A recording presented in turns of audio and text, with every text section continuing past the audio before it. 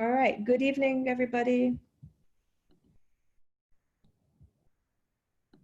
Waiting for people to get on, but good evening, everyone. My name is Dana Amran. I'm the Managing Director for Africa at the Global Resilient Cities Network. I'm speaking to you all from New York City this evening, and it's a pleasure to be with you. I'm really excited to be hosting you all this evening for the next 90 minutes on this next deep dive, focusing on one of our network's key programmatic priorities on developing a circular economy in cities while protecting vulnerable populations. Before I speak more about tonight's session and introduce you all to our panelists, I'd like to open up the session with a short video message from Naina Batra, the CEO of the Asian Venture for Philanthropy Network and a part of GRCN's inaugural board. Fanny, over to you.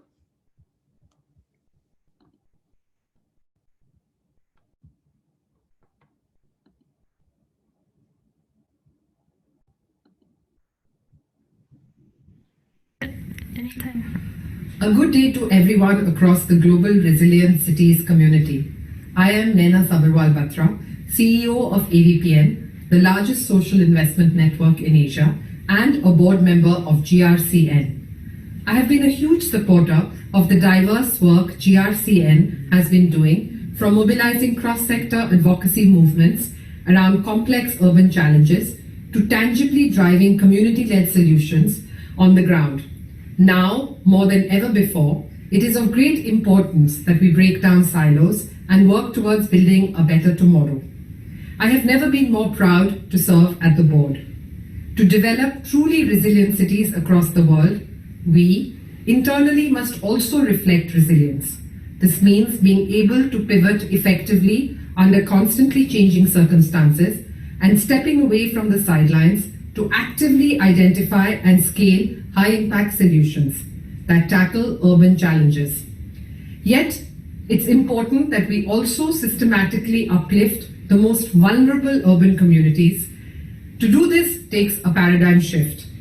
We need to think holistically, inclusively, and sustainably to change the status quo and build the tomorrow that humanity deserves. I look forward to working with all of you.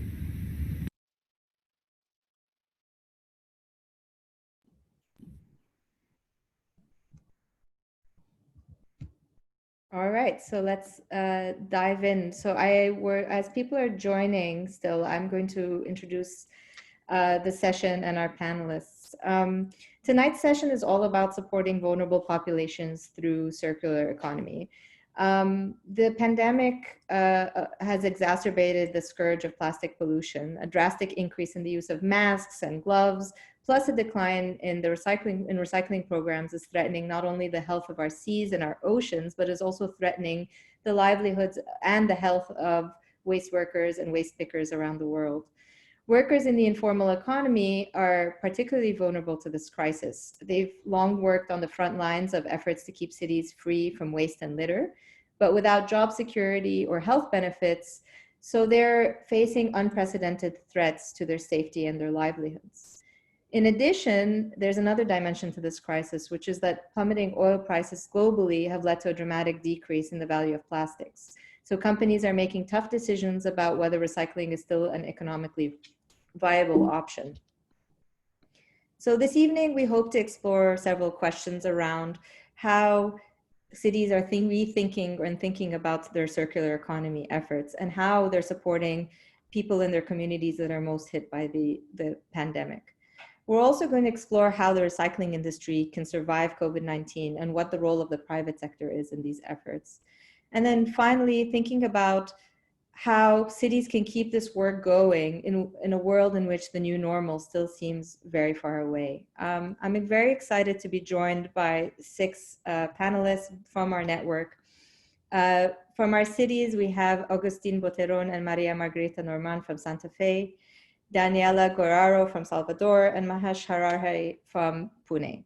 We're also joined this evening by 3 of our partners, Rob Kaplan from Circulate Capital, Nicholas Kolesh from the Alliance to End Plastic Waste, and Timothy Burrows from Stop Waste, Alameda County, and Timothy is a former CRO from Berkeley. So it's exciting to have you with us as a partner, Timothy. So we'll kick off with some of the cities and talking about how some of these cities have experienced this crisis and how they're rethinking their circular economy efforts. So Augustine and Maria, how has this crisis impacted Santa Fe's waste management system and circular economy efforts? And how are you thinking about this continued transition towards circular economy and how you're protecting your most vulnerable citizens? Maria, over to you. Well, hello to everyone. Well, the COVID-19 pandemic has had a far-reaching impact on everybody's daily lives and has had effects on the economy, society, and mainly health. The urban waste management has not been an exception. Santa Fe City has a management system divided into two big groups, residential and big generators, namely companies and businesses. There are policies for both with some differences, but they both are characterized by the waste sorting at the source. Particularly here in this panel, we address the management of household waste.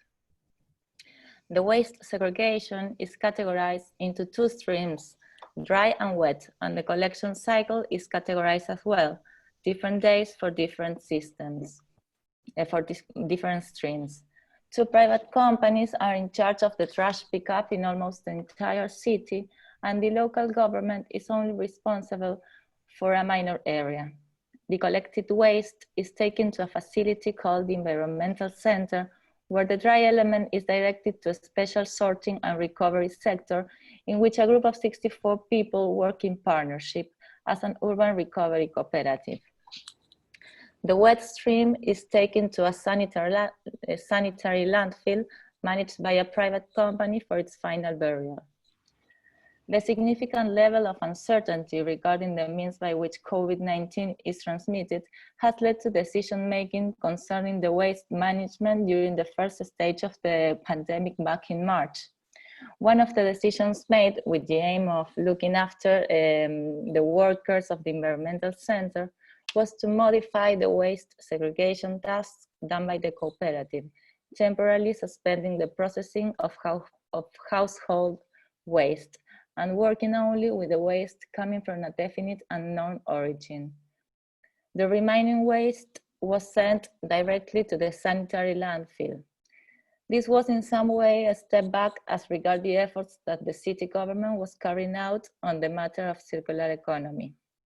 Nevertheless, the city has some ongoing projects which attend this issue, trying not to squander everything that has been achieved in the past. Now I give my partner the floor to speak about those projects and their main results. Right. Thank you, Maria. Can you listen to me properly? Okay. Yeah, so thank you, and thank you for having us, for having Santa Fe here presenting the case. So Santa Fe has a population around 425,000 people, and it's the center of an emerging metropolitan area. So, and daily a total of 500 tons of waste are produced, which is equivalent to more than 1 kilogram per capita. Santa Fe has a long-standing domestic waste separation policy, as Maria said. However, it has a low level of compliance. According to a survey back in 2018, only 63% of the population performs domestic separation. And of those who do not separate, more than half indicate that they are not interested or find it difficult. The separation plant located within the environmental center is prepared to process 120 tons of dry material per day. However, due to the poor quality of the material they receive, less than 2% of the total waste generated in the city is recovered annually. So the plant has idle capacity. But as a counterpoint to that, large amounts of potentially recyclable waste end up in the landfill, rapidly shortening its lifespan, which is estimated at 2 years from now. around 2022, let's say.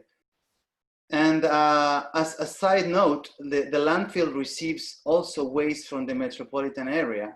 So its lifespan is also linked to the waste management policies of other towns. After several months of almost exclusive attention to the pandemic, as I imagine in other cities of the world, the city of Santa Fe resumed some environmental programs dealing with waste that were either previously planned, previous to the pandemic, or emerged from the crisis itself. And a fundamental aspect in the city is understanding the waste management in a comprehensive and inclusive way, where urban collectors, also known as waste pickers in some other cities, are an important part.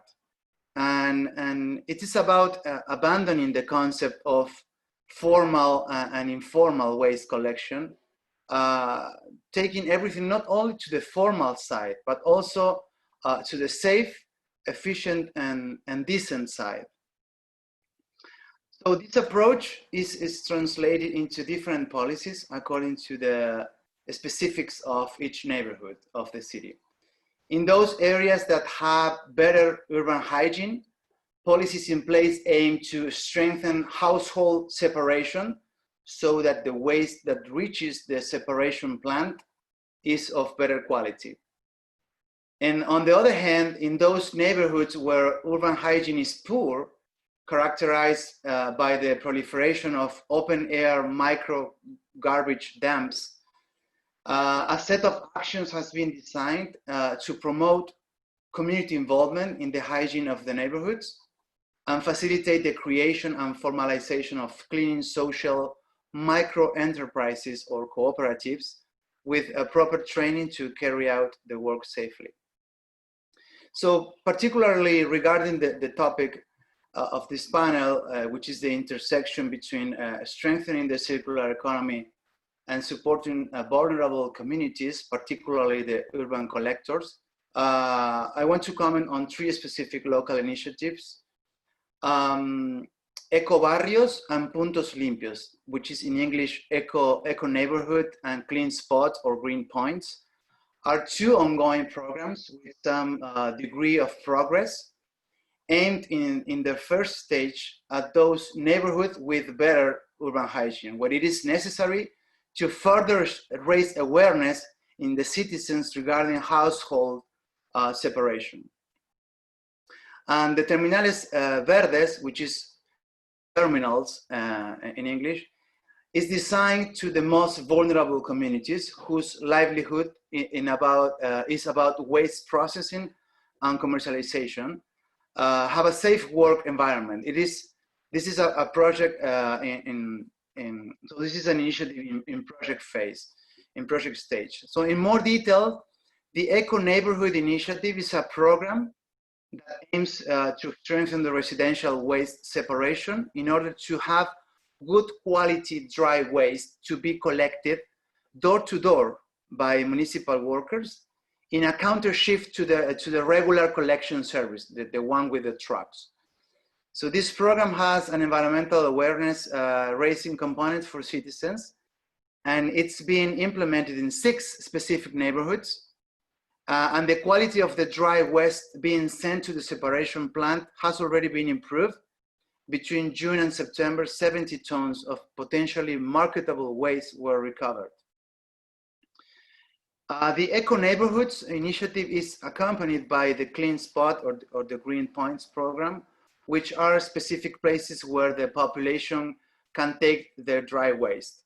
At the moment, we only have the fixed Clean Spot modality in operation. These are bell-shaped containers for 2 streams of dry waste. This is cardboard and paper on the one hand, and plastic, metal, and glass on the other hand. And they are located in 8 specific places in the city. And the idea is as well that the cooperative that works in the separation plant receives good quality dry waste. In addition, in the project pipeline in the city, there are a series of larger mobile stations with additional sorting currents, sorting streams, which will be available in different areas of the city according to a schedule, but this is still not in operation. And finally, as a medium long-term goal, the installation of these green terminals is planned. These are micro plants for the reception, classification, and storage of dry waste located in the neighborhood with the highest proportion of urban collectors. It is estimated that there are around 1,300 unrecognized workers in this activity in the city. So the purpose of these terminals is to provide a safe work space for the activity, and at the same time to fight the proliferation of these open air micro garbage dumps in the most vulnerable neighborhoods. It is worth mentioning that there is a coincidence between the neighborhoods where urban waste collectors live and work and those where these dumps proliferate, since they are the sites for the disposal of the non-recoverable material. Therefore, we can say that there is a connection between the green terminal projects and some social micro enterprises that were mentioned before. So at this moment, there are 4 terminals in the environmental impact study phase. So as a final thought for Santa Fe, we can say that the city is working on the search of its own most appropriate waste management system in terms of quality, efficiency, operating costs, as well as the inclusion of the city's most neglected neighborhoods and community. In terms of the circular economy as a whole, the city has other initiatives underway that address, let's say, other aspects of the circular economy wheel. For example, the banning of plastic bags in stores and the progressive reduction and future banning of single-use plastics, as well as the recovery of used vegetable oil, for instance, from the restaurants to make biodiesel, among others. So I'll leave it there. I'm happy to take more questions. Thanks, Augustine. It seems like there's such a wide range of initiatives that the city is undertaking. And so I have 2 questions really. One is, has there been any adjustment or changes in any of these initiatives due to the pandemic? Has the pandemic forced the city to sort of reconsider any of these initiatives, whether it's budgetary constraints or for other reasons? And then the second question I would like to ask you, and maybe Maria as well, is this concept, you said something about abandoning the concept of the informal versus the formal. And so it's really interesting to see cities across our network and how they balance that formal and informal tension, especially in the arena of waste management. And in many of the cities that I work in sub-Saharan Africa, the cities are actually embracing the informal waste pickers and trying to provide them with more social safety nets and things like that, because in many instances, informal workers are the only ones that are able to get to certain parts of the city that formal or municipal waste management or waste collection can't reach. So I'm interested in sort of when you talk about abandoning that concept, is it the idea that you're trying to bring those informal workers by providing them sort of with better health and hygiene and things like that into the formal system, or are you just trying to provide them with more, social security and other, benefits? Yeah, thanks for the question, Dana. The first one, yes. So there were changes due to the pandemic. The first one is that the municipality had to basically suspend some of the services due to the at-risk population that were sent home with stay-at-home request or enforcement, let's say. So basically the services in the city were shrunk. And as Maria said, one of the first policies in the city regarding waste management were related to the at source segregation. So this is something that really changed a policy that has, I would say, more than 8 years in the city, the household separation. But now, after 5 months, Santa Fe is now in the worst moment of the pandemic with the cases rising. but so we know more about the pandemic, and we have the areas already working. So the environmental secretary, the environmental department, is resuming some of the initiatives that were previously planned. We have a new administrations in the city from this year, from 2019, from December 2019. And in terms of the second question, and Maria, feel free to jump in if you want. Yeah, the idea is basically ending the approach of either formal or informal. So the waste collectors or the urban collectors, they are doing their job and they are working. And idea is, on the one hand, making sure that they have good conditions to do that work, but also basically ordering this work and building these facilities in order to make this a business, actually. So the idea is making a business out of this. So we have these two private companies collecting the waste and bringing that to another, to the facility where it is another company dealing with the landfill. But there is the potential for creating other cooperatives or micro enterprises with these people, with these urban workers and collectors. And basically the idea is in our minds, ending the naming the informal workers. So I think we start there, and then everything is going to be formal. Thanks a lot, Agustin. Maria, is there anything you'd like to add, or should we move on? Yes, we promote, about your answer, we promote decent labor as a policy.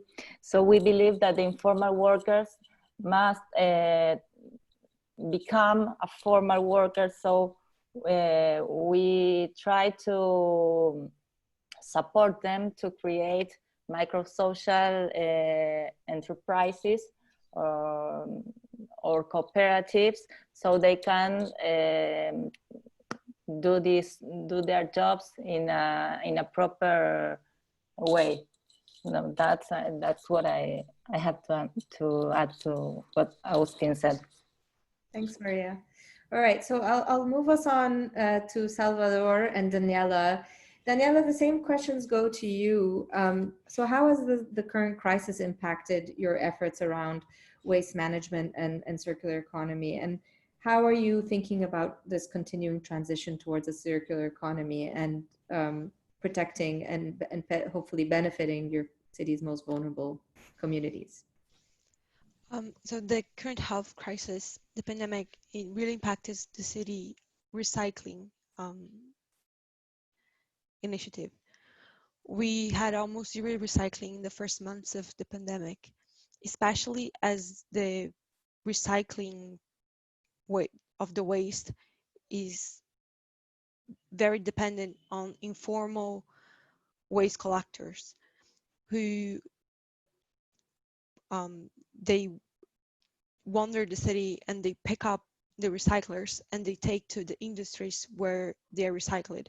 And those industries, most of them closed for the first 2 months of the pandemic.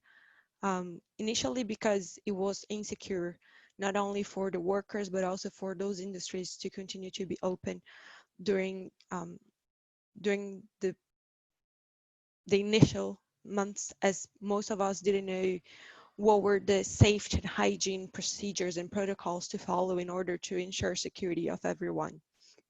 Those informal waste collectors, they were put in they're already very vulnerable, but they were even more vulnerable as they had no income and they were more exposed to dangers and to contamination. Some of them kept working, but most of them just stopped. The municipality, in order to avoid the increase in vulnerability for those populations, they ensured they would receive a basic food basket, as well as an emergency financial support of around $50. So we would minimize the impact of coronavirus during the first months. We are not in a bad situation of coronavirus. We are almost opening up all our economy, so most of the activities already returned to normal with safety protocols. So it's mandatory to use masks, and they were given not just face masks, but also gloves in order to be able to pick waste more in a more secure way. But we are also developing new ways to strengthen the recycling in our city. So we just started an initiative last year that it's called the Soma House, which is a program where people get points in order to exchange their recycle waste clean in specific houses, which are the Soma houses. And by the amount of kilos they bring, the kilograms they bring of waste, by plastic, by glass, by metal, they receive points that they can change either by food or by courses, like qualification courses. And it helps not only to increase the recycling rate in the city, as well as to make people aware of the importance of the recycling and what you can get from properly separating waste and recycling. We are also beginning a new sanitation and waste management plan in the city, where we will probably address some of our current problems with waste management. Currently, we do not have a municipal waste management that separates recycled from organic and non-recyclable waste. And in this new sanitation and waste management plan, we will address that issue and probably address it directly. Salvador will also continue transitioning towards a more circular economy beyond waste management itself. So since March last year, from a partnership between Global Resilient Cities Network, Avina Foundation, and IDB, we launched a circular economy challenge in which we selected three new businesses to be incubated by the city. They're finishing their incubation period now, and they're starting to implement the solutions in the city. So those three businesses, they work towards food. So one of them connects organic producers with restaurants in order to ensure that our food chain is more locally produced and produces less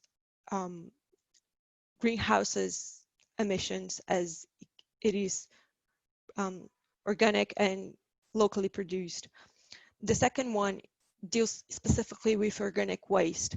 So it's a business that help incentivizes composting to other businesses such as restaurants and hotels. And the third business is to clean water, so to help with the sanitation of the city and to deal with polluted river, which uses a biotechnology that uses microalgae to remove and transform pollutants into byproducts such as biodiesel, biopolymers, and biofertilizers.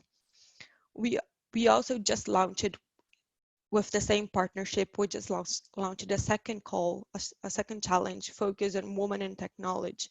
And we are selecting 10 businesses to first receive this incubation period, like the 3 days capacitation period, in order to know tools and to know to get more resources on how they can entrepreneur and strengthen their businesses. And we receive some of the business deal directly with circular economy, and a lot of them deal with the circular economy and vulnerable situations or minorities. So one of them deals directly with women from the periphery of the city as a way of strengthening the sustainable products that they produce, as well as connecting and potentializing sustainable consumption with sustainable businesses and make citizens more aware of those products in the city. And lastly, not lastly, but Salvador is part of the Ellen MacArthur Foundation initiative, Cities and Circular Economy for Food. And we are strengthening the circular economy of food in the city. So recently, well, in the beginning of the year, we did a urban garden in our social assistance reference center in partnership with the Municipal Secretariat of Social Promotion we implemented this urban garden that will serve as, at the same time, a garden for the vulnerable families who use the center in order for them to consume some of these products, but as well as to generate income for them as they can sell these products in markets, in street markets, and to other families.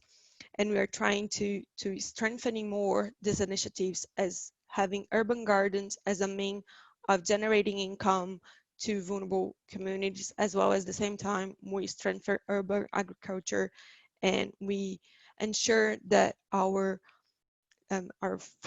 food chain of Salvador is more sustainable and more circular as we produce locally and we think of how we dispose the waste, the organic waste. I'm pretty sure like circular economy is a solution for vulnerable communities and vulnerable situations, as we have a lot of resources that are cheap and abundant that just goes to waste. And they're not waste, they are resources. And we are in Salvador, we're starting to look at it as resources and ensuring that those who don't have much income to access, they can access resources from the circular economy to generate businesses and to generate their income. Thank you, Daniela. That's a really comprehensive overview. And one of the things that I love about the businesses specifically that you cited is how the connection to food, the connection to clean water, the connection to sort of livelihoods. I mean, this is precisely sort of what resilience is all about, and really trying to find multiple dividends and co-benefits from each of, from a single intervention. So it's really exciting. I'm really curious to just follow up on one piece of what you mentioned earlier, which is this sort of initiative around getting people to exchange their waste or for points to either purchase food, or you said to get qualification courses. How long has this program been in effect, and do you have any data on sort of the participation rates, or have you seen sort of, how widespread really is the participation in the program? It seems like a really neat idea, and I'm just curious to learn more about it. So it started last year, in 2019. It was a couple of months closed due to the pandemic, but we have the data for the first 6 months that it was implemented. So from it started in one of the neighborhoods in February 2019, and in another neighborhood in May 2019. We have two of them, and we're increasing it to 10 houses in 10 different neighborhoods of the city. And in the first months from February to December 2019, and from May to December, in those two houses, we were able to collect 126 tons of material, recyclable material, and it was 1,800 families that participated in the project. So we were able to impact a big number of people and to generate a big amount of recycling waste. That's really great. Thanks, Daniela. It sounds like a really exciting program. I'm going to move us along to India and to Pune specifically, and Mahesh. And Mahesh, you know, we've worked together for several years now, and I've always been a great admirer of the work that Pune has done around waste management. And I've often come to you for advice on how to work with some of the cities in our region. So really delighted to have you here to share more about the work Pune is doing. And I'm really interested, I think, to hear more about the circular economy efforts and how you're thinking about these issues. Over to you, Mahesh. Yeah, thank you, Dana. Just to give you a brief background about Pune city, it's around 5 million population city. As you know, in India, cities are generally populated cities, having large population. And Pune is a tier 2 city. It's located in western part of India. It's closer to Mumbai, that is Bombay. And the overall economy of the city depends on the IT services and the manufacturing. Although this is happening in the formal sector, a lot of jobs are still in informal sector. Almost 80% of the economy, sorry, depends on the informal sector. So you can imagine what kind of a situation is there. So moving to the municipal services, especially waste management, unlike water and the sewerage system, which can be a pipe system or a centralized system, waste management was initially thought of to be tackled through an engineering solution, like having a waste to energy plant, then tackling it at a large scale, especially for a city like Pune, where daily generation is almost like 2,000 metric ton. But the city over the period of time realized that it need to be tackled in a different way, where a lot of behavior change, segregation at the source, all these aspects are very critical, especially when the city has almost like 70 to 80% of the people are working in informal sector. So if you go back and look at 2007-8 scenario, where there was an informal organization which was working in waste collection, especially the recyclable materials, and then selling it to the recyclers, and then from recyclers to the large scale recyclers. So that was the value chain, which was completely informal. And you know what happens in that system, that they might get paid, they might not get paid for that service, or they get very low payment for the service. So it was not economically sustainable, and there was no safety in terms of the livelihood for those workers. So the city had come out with a one pilot project around 2008 with one of the universities, and they started looking at waste segregation, and they pulled in this informal sector to basically support the city administration, which was already doing waste management work, where almost like 125,000 households were covered by 1,500 waste pickers. So that pilot was extremely successful, and then city started thinking that how can we bring in this already existing informal sector and support the city initiative, because waste is always seen as others' baby. Nobody wants to look at that as a priority because it's not creating a tangible assets, it's not giving you political weightage, and it is always looked at as a whatever waste is generated need to be dumped. So city started looking at that point. There was a lot of resistance also, but city looked at that aspect from a different aspect, where they thought that we should have an entrepreneurship kind of a promotion there, where they promoted one of the local NGO to form initiative or an NGO called Swachh. Literal meaning is cleanliness. And city signed agreement with them to basically upscale the waste collection work to the entire city over the period of time. So from now 2008 to 2020, almost 800,000 households currently, that is 2/3 of the city's total households, are covered by these Swachh people or the waste pickers through this organization. So they daily collect almost like 1,200 metric ton of waste, out of which 200 metric ton of waste is recycled. So you can imagine the scale of the problem, how they are tackling. And what city did was they came out with a agreement with them, where there was a fixed payment to them, so that there's a payment assurance to them. Since in India, what happens is typically for some of these services, there were no user fees. So it's very difficult to recover the expenses through just recycling of the material. So city came out with a unique solution that it has a fixed payment, where they will pay some fixed amount to this particular organization, NGO, such organization, and then the NGO will collect a token amount of user fee from the households on a monthly basis. So that is for collection of the waste, so that they also have interest in terms of going there and collecting, and then it improves the overall efficiency. So that is the model which is currently working in the city. But during the pandemic, what has happened was, since Pune is one of the badly hit city in India, still we are having large number of cases, but fortunately the mortality rate, the casualty rate is low. There were a lot of areas which were closed. We call them as a containment zones during the COVID situation, because of which the workers were not able to go to the households. At the same time, the public transportation was closed, since there was a long period of lockdown in the entire country. So the people were not able to move. At the same time, the overall waste picker population comprised of almost like 80% of them were women, who were especially from the socially backward and marginal castes.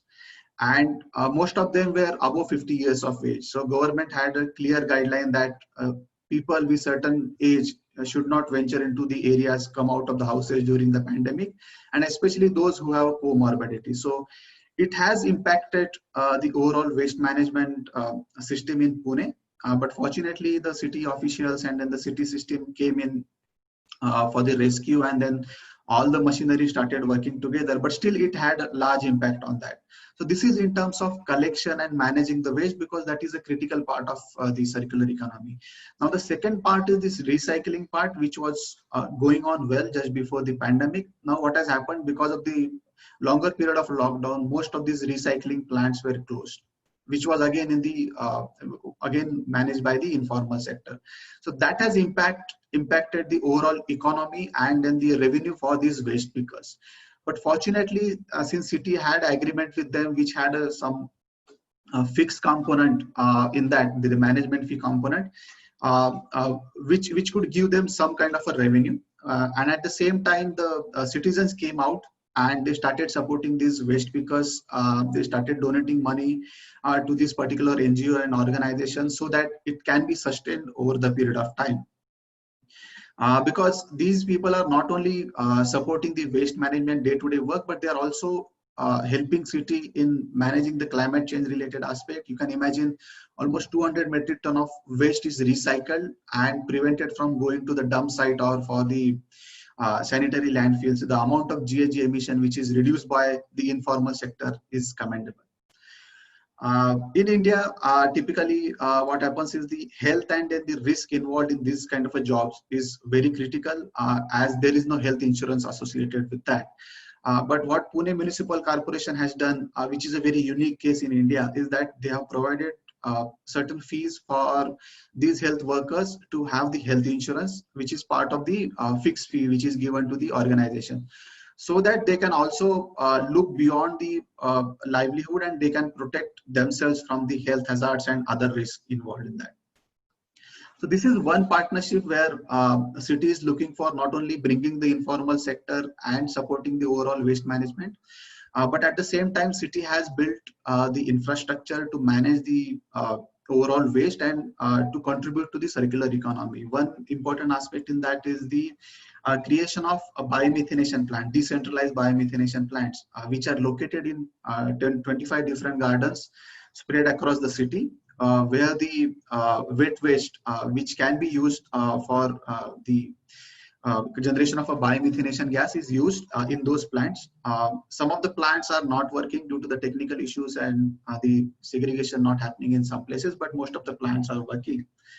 At the same time, being conscious about the plastic waste management, city has entered an agreement with the one of the corporates to basically manage almost like 100 metric ton of plastic waste per month. So one plant is set up to manage that. ITC is one of the biggest company in India, which has tied up with Pune Municipal Corporation to do that.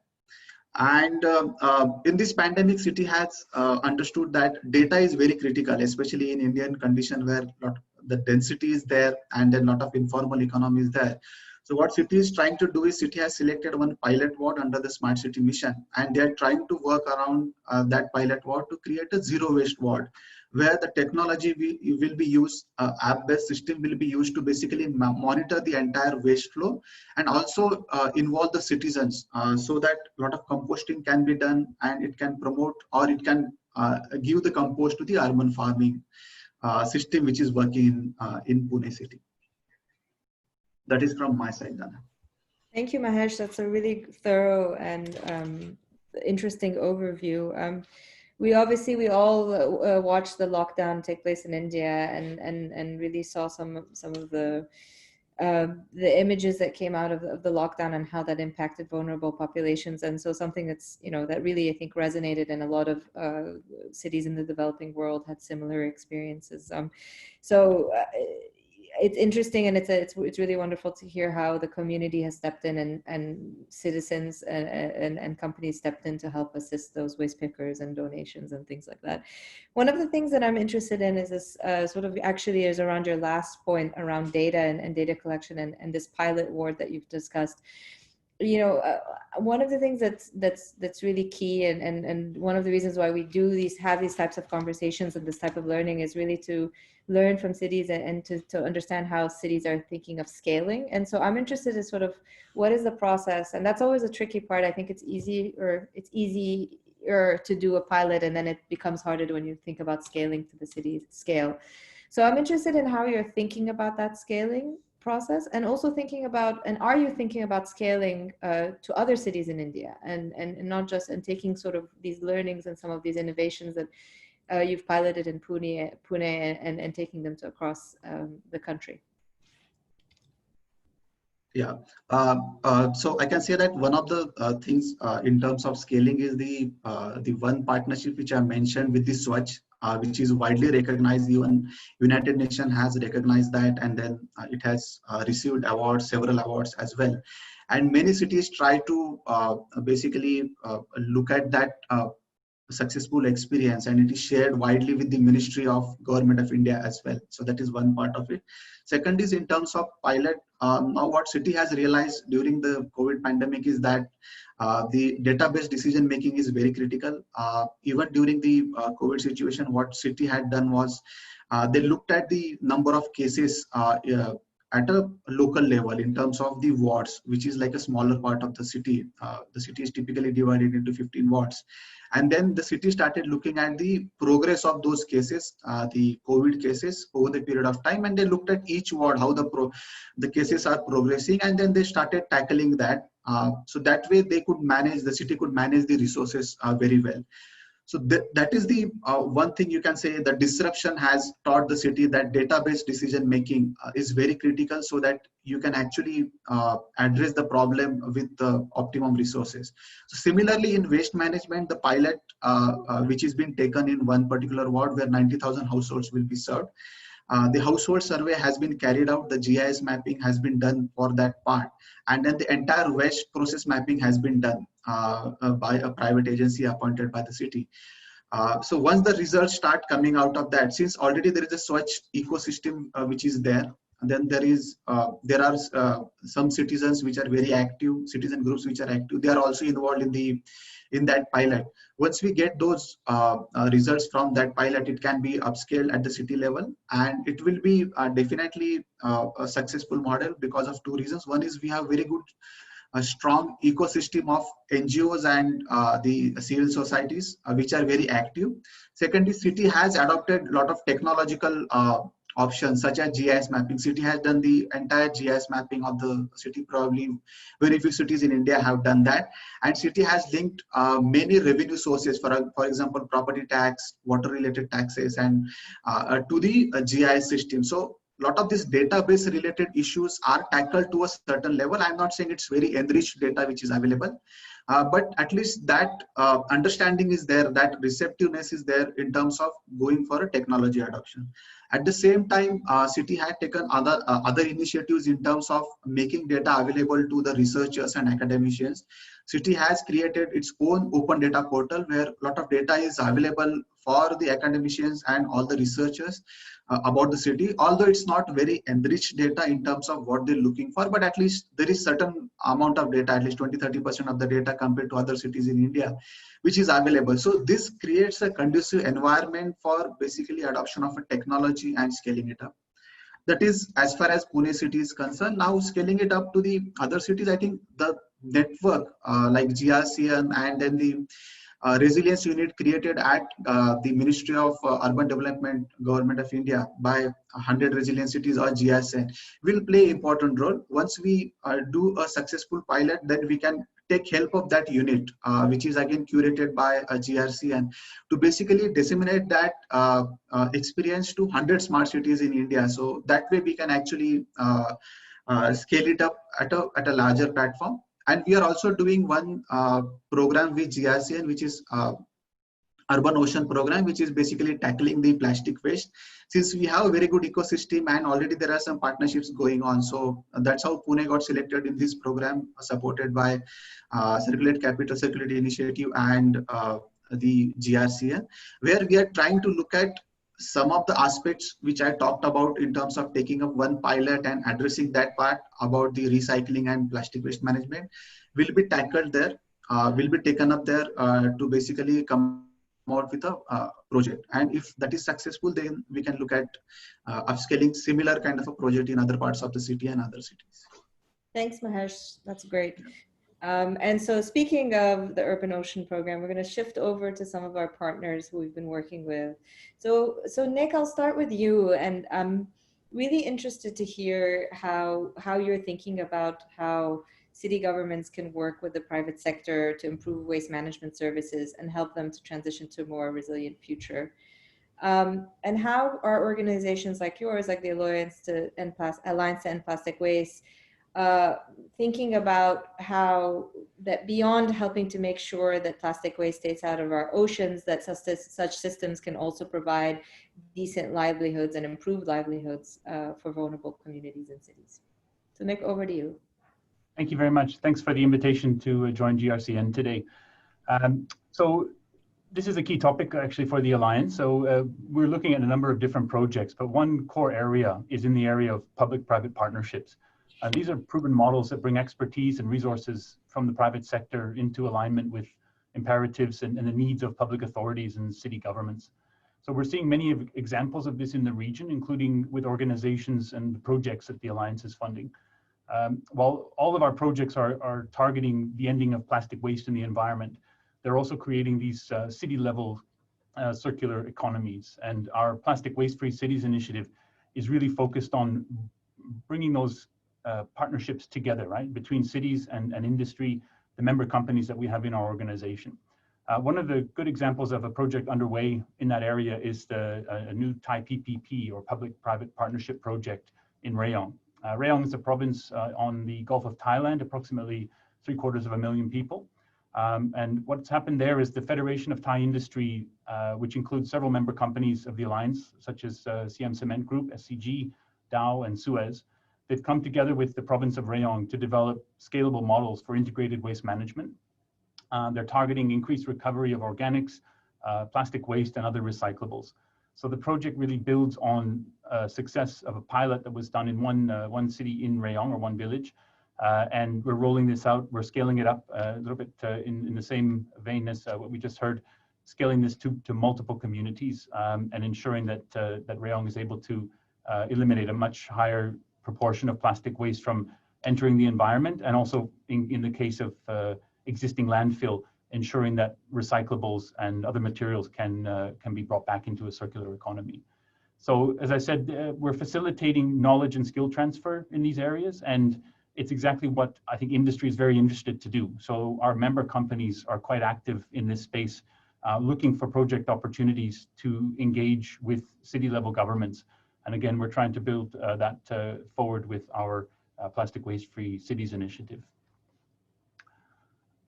If we look a little bit further at your second question, so what is the Alliance doing, and how are we ensuring that the projects that we undertake are providing decent jobs, livelihoods, and a good existence for people in this sector? And we talked a lot about that, I think, earlier, the importance of the informal sector in waste management. And so for the Alliance, really among its key objectives is an economically sustainable project.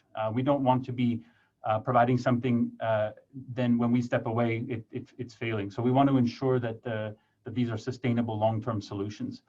And that means really being at the heart of it, actually the jobs and the people that are involved in these activities. So it's really the jobs and livelihoods for workers at the heart of an integrated waste management system that have to be in place for this to be successful in the long term.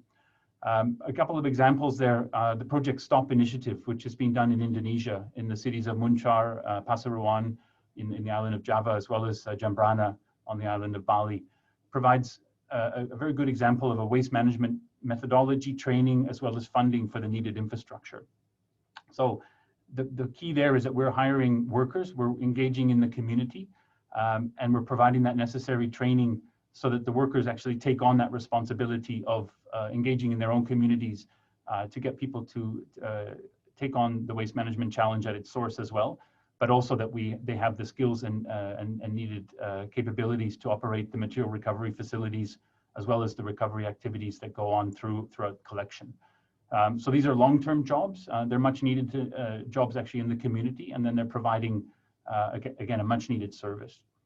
Another aspect which I wanted to touch on, which I think we touched on earlier in Augustine and Maria's discussions around Santa Fe, is around the social enterprises and effectively creating demand for waste plastic, especially those harder to recycle fractions that are perhaps not so much collected today. So we have a number of projects in Ghana, in India, in Vietnam, as well as in the Philippines that are aiming to incentivize the collection of waste plastics by creating demand in new social businesses. So ensuring that plastic that is collected can be turned into products inside of businesses that are established locally by local entrepreneurs, supporting waste pickers as well, but hopefully moving them up into more stable employment. So effectively, by providing a new outlet for plastic collected, we're enhancing demand and ultimately increasing the value of waste collected. And these are small scale projects, so they're not going to change the world on their own, but one by one, they are actually making a difference in their communities, and they're providing a much needed outlet for plastic waste. And at the same time, they're providing income and job security to informal sector workers. So again, I think everything that the Alliance is looking at is about providing waste management infrastructure and those systems and solutions that can result in jobs and improve livelihoods in the communities in which we're engaging. And the key really is step by step getting communities on the waste management hierarchy and through these projects enabling communities and people to move up the waste management hierarchy. So increasingly sophisticated solutions can come into play. Thanks, Nick.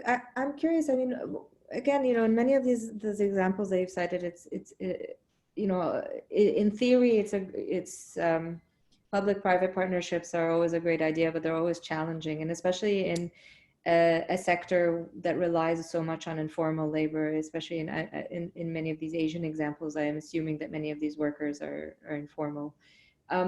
What challenges did you see, whether it's in Thailand or the Indonesia example? Did you see challenges as you tried to sort of implement these programs? Was there resistance, or did people see the value in participating, and was it relatively smooth? Yeah, so I think the example in Bali is probably the best one, or the predecessor projects in Muncar and Pasuruan. So the key there was that local engagement. But it wasn't just with the community members themselves, it was obviously with local government. And I think that's been the big success of that project with our partners who've had really, I would say, quite a sophistication to engage at those different levels of government, whether it's the Regency level, at the local level, or at the regional or national levels as well. So I think the first thing is having that connectivity and understanding the local context, and then showing that the result is actually going to make a difference.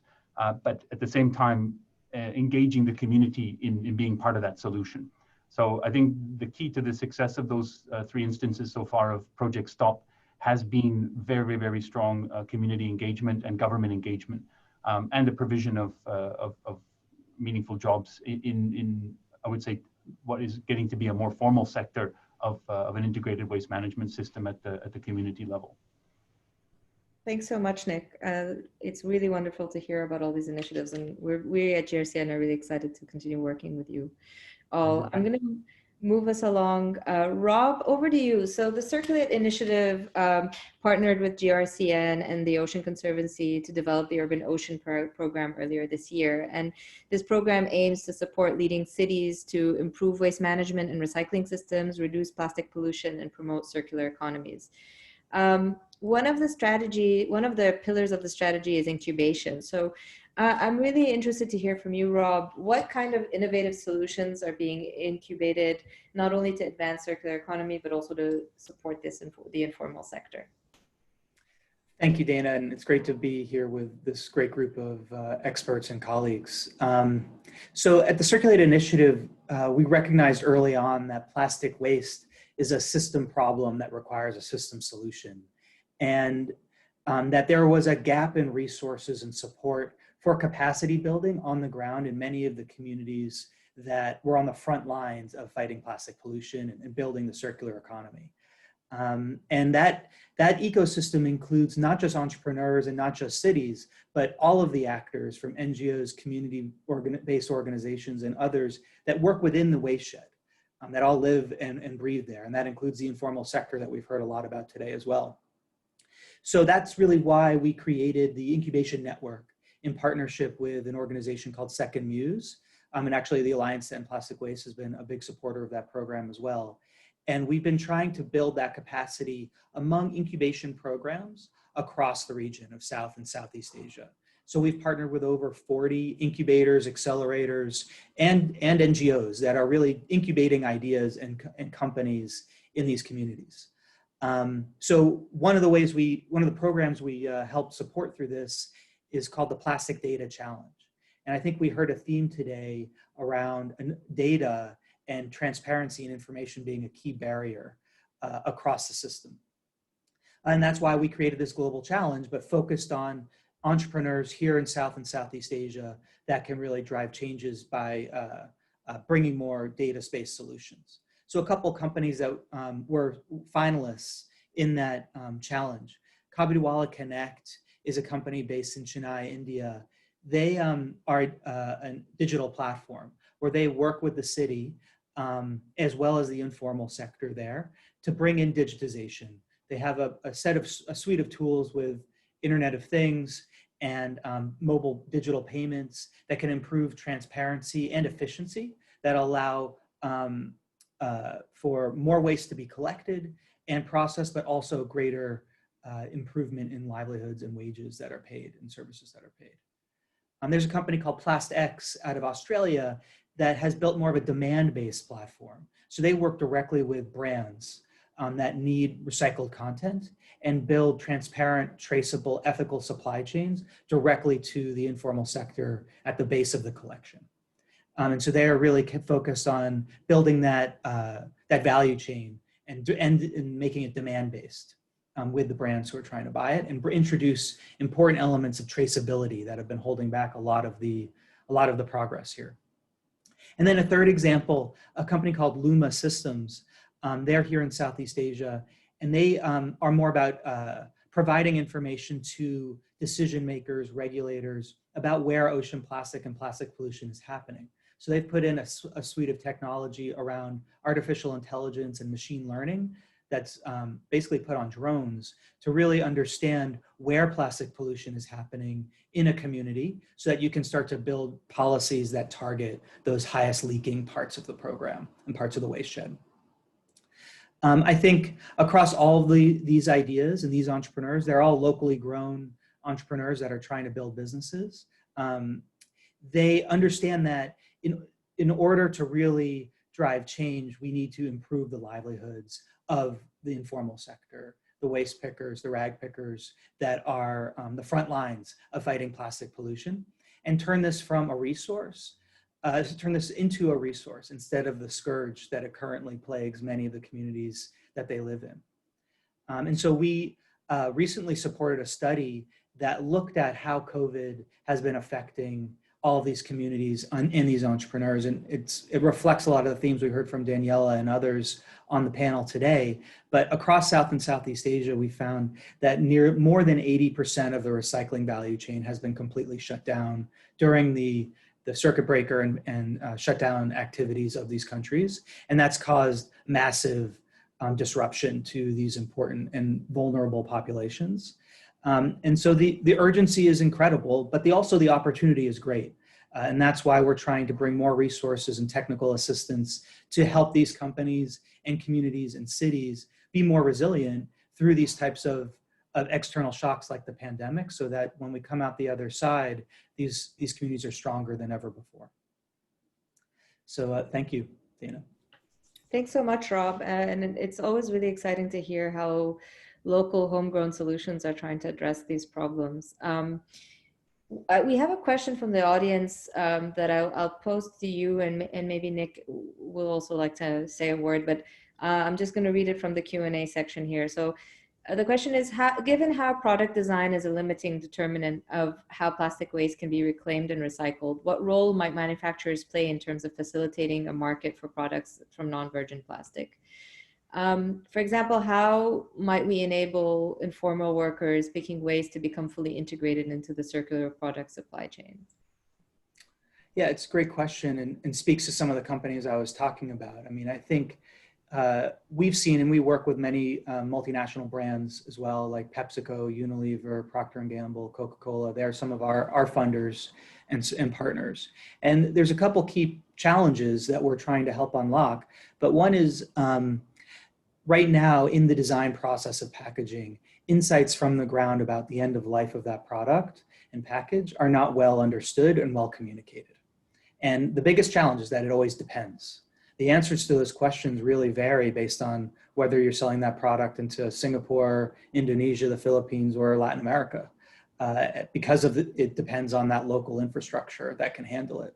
So how do you collect those insights and bring them back into the design process in a practical and actionable way? And that's really where a platform like PlastX or what Kabidawala Connect is trying to do, which is to say, okay, we now understand which materials and which products, not just packaging types, but products are entering the environment or not being able to be recycled, and why.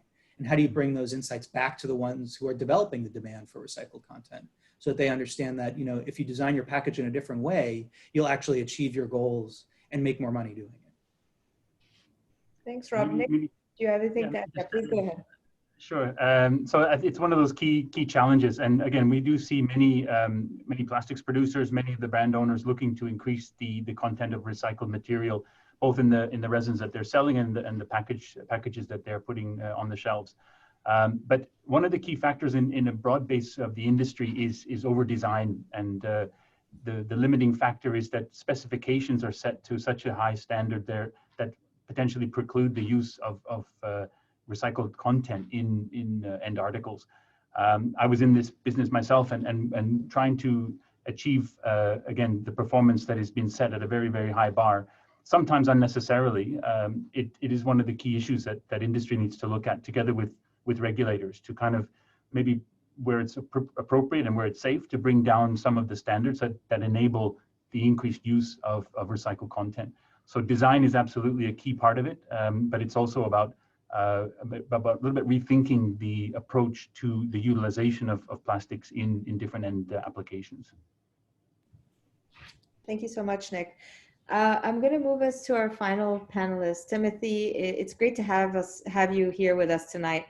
As a former CRO for the city of Berkeley, and now you're working for Stop Waste, which is a public agency reducing waste in Alameda County.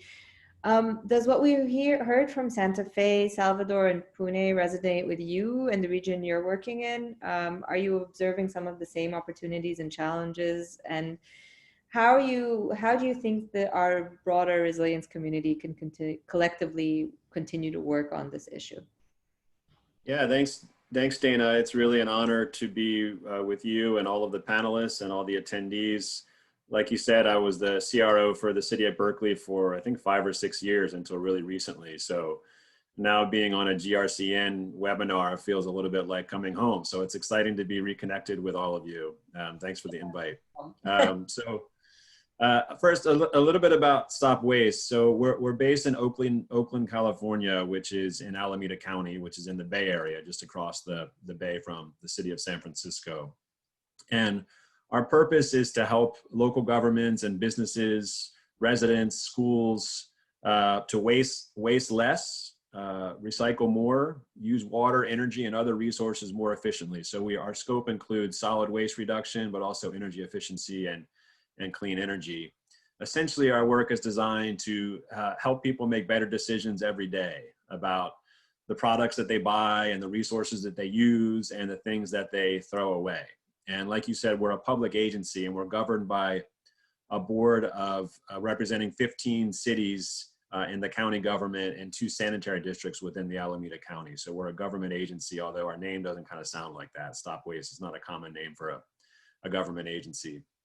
So we're talking a lot about circular solutions here, and Stop Waste, the work that we've done has really evolved over time. From back in the late 70s when Stop Waste was formed, the focus was sort of on landfill capacity and ensuring we had enough capacity. And then the focus evolved to more on the recycling markets and managing downstream waste, post-consumer waste, finding ways to encourage and enable residents and businesses and local governments to recycle more or compost more. And over time, over really about the last decade or so, our work has focused more and more on reducing waste at its source before it's created, right? And advancing circular solutions so that waste isn't created in the first place, right? And the topic of this conversation is, it's really been resonating what everybody's been talking about. I think what is clear is that circular solutions have perhaps never been more important than they are right now, right? I mean, several speakers talked about how recycling markets have been disrupted in the context of COVID, but the truth is that recycling markets were disrupted well before there was a pandemic, right? It's been a challenging market for a long time. And in fact, we've never had the capacity to recycle all of the plastic waste that we produce in the US and globally. So for us as an agency, and like many of my fellow panelists has said, part of the solution is to continue to help our communities figure out how to recycle. But a big part of the solution, where we have to really rethink and reimagine, is how do we figure out more and more solutions to reduce waste at its source before it's created in the first place. And we've been talking a lot about plastic waste. The same is true for food waste. So in the US, 40% of all food is wasted, which is an unbelievable statistic, especially in our current environment, where you think about how the levels of food insecurity are increasing in the US and around the world. And the fact that food is being wasted at that scale feels sad and disturbing and almost criminal, right?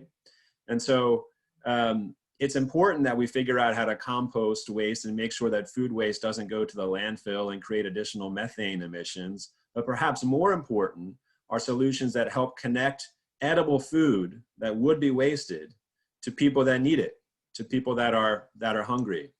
And so part of the work that we're doing now at Stop Waste is to figure out a combination of tools that we use. We use grant making, technical assistance. We also have some requirements that we enforce within the county to help reduce waste at its source. One of the projects that we're investing in right now within Alameda County is an analysis of how much edible food is wasted within Alameda County. It's sort of step one, kind of a capacity study, how much food waste is generated. What capacity do we have in the county to capture that edible food and redistribute it, right? And then there are a network of what we call here food banks that take donated food or recovered food and distribute it to people in need. And so part of the work that we're really accelerating right now in Alameda County is forging stronger connections between entities that generate food waste, like grocery stores and restaurants and things like that, and building networks and connections between those generators and the organizations that can capture that edible food and distribute it to people in need. And I feel like right now, especially in the context of COVID, again, where food insecurity is increasing, but food waste is still occurring, That's a big part of, it's going to be a big part of our focus in the coming months and years, is building that infrastructure to capture edible food and get it to families and shelters and other entities that can utilize that food to sustain you know, our fellow community members. So we've talked a lot about plastic waste and circular solutions to that. I wanted to bring in the food waste component as an example of some of the things that we're working on as well. Thanks, Timothy. I mean, and we, one of the, food has become a central theme also for us as a network, as we've sort of weathered this crisis over the last 6 months. The resilience of food systems has really come to the forefront for a lot of cities. So it's not just, you know, for Alameda County, or as Danielle also mentioned it for Salvador, but sort of it's one of those global issues that has really risen to the forefront of our work. And it's really interesting to hear how you're thinking about that. You know, one of the, I'm unfortunately tasked with bringing us to a close, but one of the things that I'm glad you made that connection, Timothy, because one of the really interesting parts of this conversation is how many other sort of systems, urban systems we've touched on in just discussing circular economy. We've talked about energy efficiency, greenhouse gas emissions, reducing emissions. We've talked about job creation and food systems resilience. And so it's really, it's been fascinating to hear all of your different perspectives and how each of your cities and your organizations are approaching the problem and really trying to, again, get those multiple benefits from the various interventions. So I really thank you all for really providing that valuable insight and for being with us tonight. I'd love to now hand it over to another alumni CRO, or to the group of alumni CROs who are joining us this evening. I believe we have Marissa Aho, and over to you, Marissa. Thank you very much. Hello, everyone. Can you hear me? Yes, we can. Great. So I am currently serving as the Chief Resilience Officer for the City of Houston, and I'm the former Chief Resilience Officer of the City of Los Angeles, thus making me both a current CRO and an alumni CRO. And I have so enjoyed working with current and alumni CROs over the last 5 or so years, learning with and from them. So I'm excited to be here today with Toby to announce the formation of a Chief Resilience Officer alumni group that is currently in development. And I think there's no better sort of example of getting to hear from Timothy this evening / this morning as a really good example of why having this group convene and formalized is a really great next step for GRCN. Toby?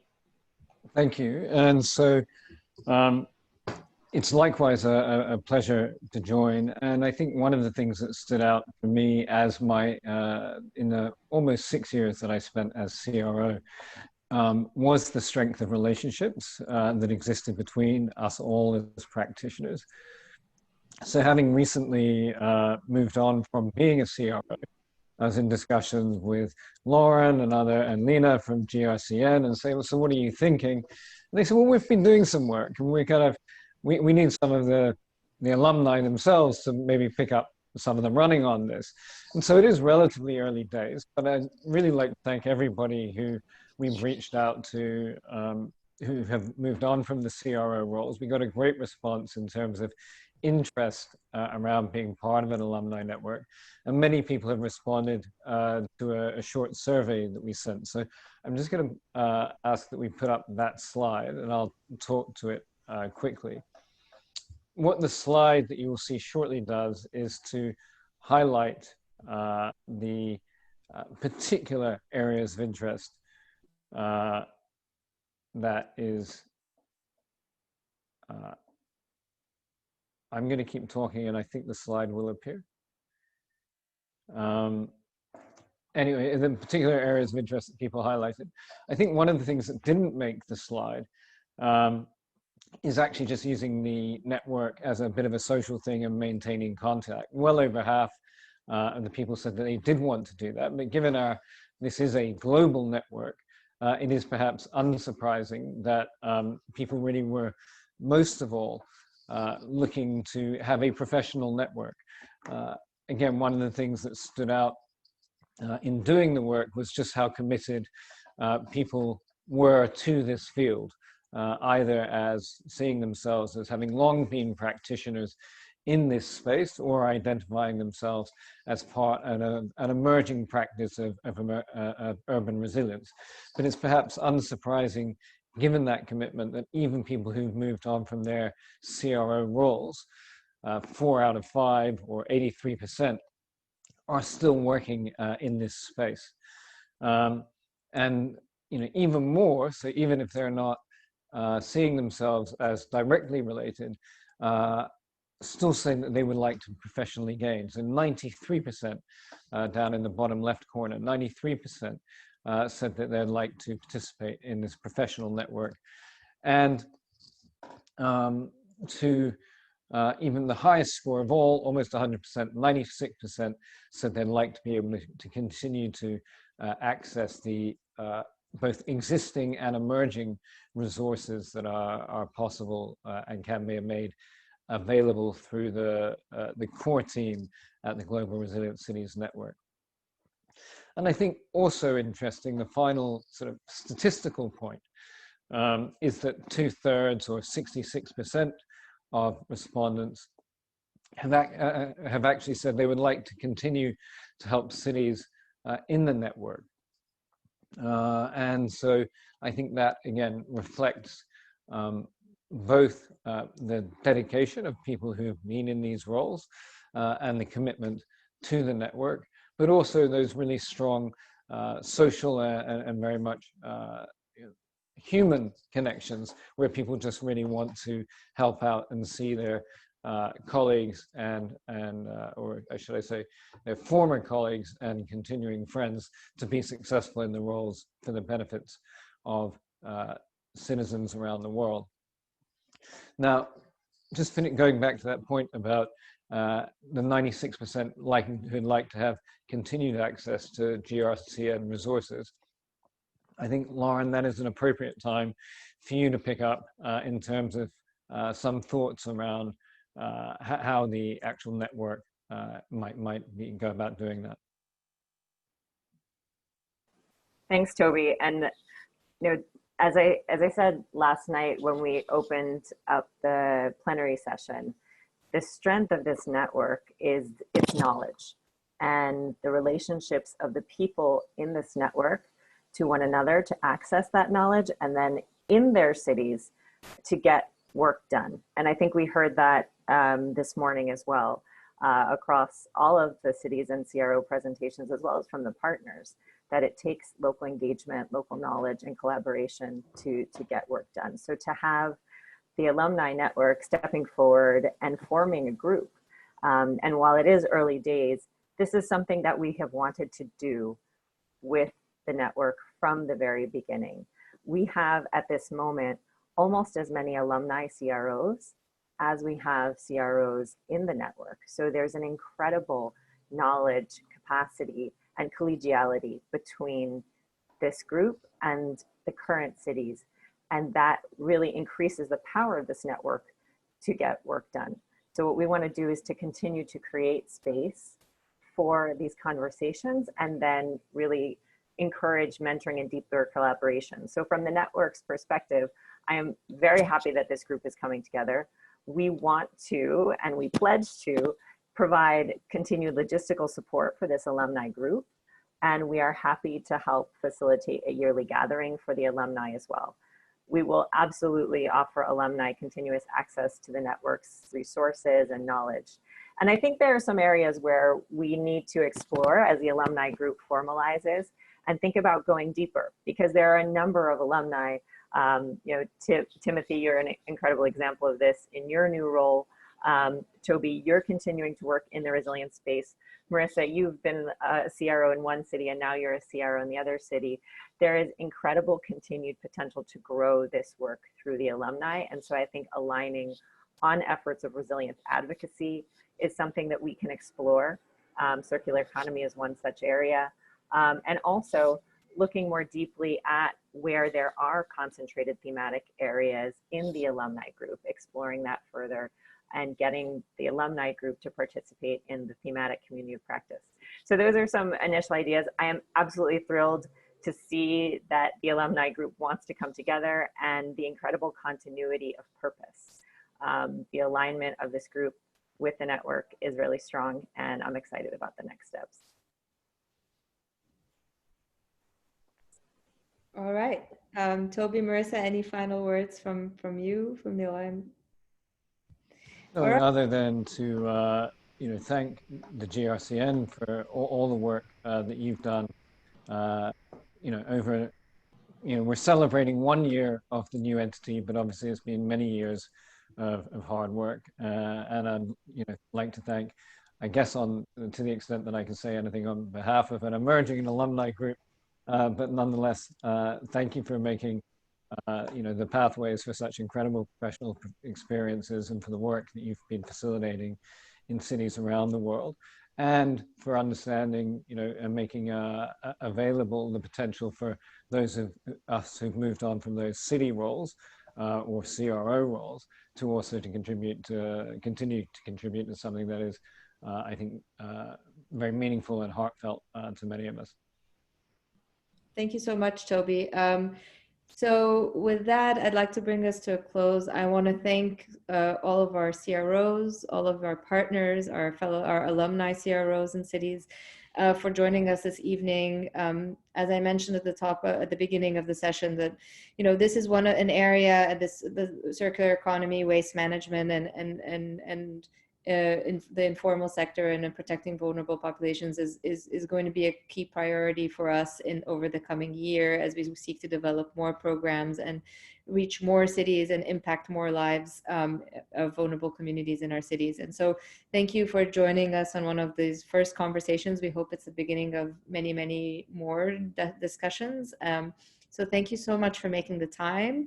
Thank you to our partners for being such wonderful supporters of our work, and we look forward to working with all of you. And I wish you all a very good evening from New York City and a good morning to all of you in Asia, and onwards and upwards. Thank you very much. Goodbye. Thank you. Bye-bye. Bye-bye. Thank you. Bye. Thank you. Bye-bye.